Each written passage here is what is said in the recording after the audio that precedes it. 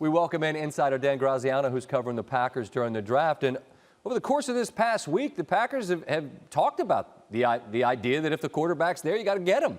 But still, when you draft the person that's, the successor to Rodgers, I think maybe some eyebrows are raised. What's your reaction and what are you hearing?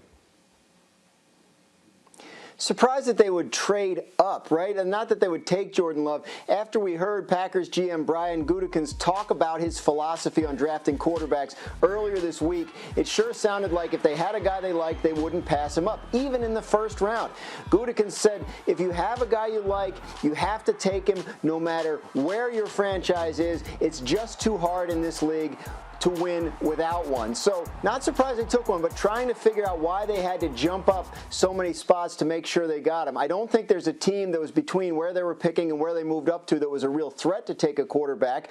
But I am looking at the early part of the second round. I see the Colts and the Patriots there as teams that would have had the ammunition to move back into the back end of the first round and take a quarterback. And maybe it was one of those teams that the Packers was trying to hold off. So interesting move. Obviously, it'll bring a lot of speculation. Gutekunst said, if anybody understands something like this, it would be Rodgers. That's how he got to Green Bay in the first place, obviously, when they already had Brett Favre. So it's an eye-opener. And again, the surprise to me was that they actually made the move up to go get him. But if any team would understand that a move might turn up the fire underneath the behind of the guy that who they trade up, the position for, they know that Rodgers, I think he looks for slights, you know what I mean? And I think it's fuel for the fire, which, look, they were in the NFC title game a year ago, but I just feel like Rodgers will take this oh, really? You know what I mean?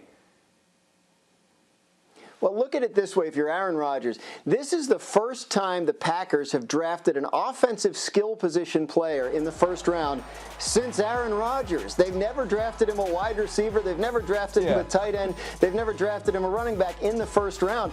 And now he's looking, Mike McCarthy goes to Dallas. His first year in Dallas, they draft a wide receiver in the first round. So if you're Aaron Rodgers, you're sitting there thinking, come on, not only are you not getting me help, but now you're replacing me? It'll be interesting to see how it goes. Rodgers had some comments earlier this offseason where he talked about it and said, whoever it is isn't going to beat me out anytime soon. And he's right. Jordan Love is a young player who needs to develop. So this is looking years down the road, and Rodgers being 36 years old, obviously the Packers are wise to be doing that. Well, in a loaded year for wide receivers, maybe the Packers believe we can get somebody of value coming up in this next round. But again, moving up to get these successors, interesting. Dan, appreciate your time. You take a look at drafting a first-round quarterback when you have a Super Bowl winner on the roster. Well, happened in 2018. Lamar Jackson, who, by the way, will join the show in a bit.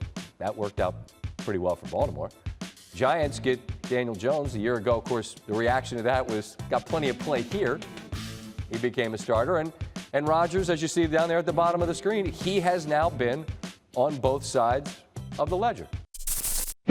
Thanks for watching ESPN on YouTube. For live streaming sports and premium content, subscribe to ESPN+.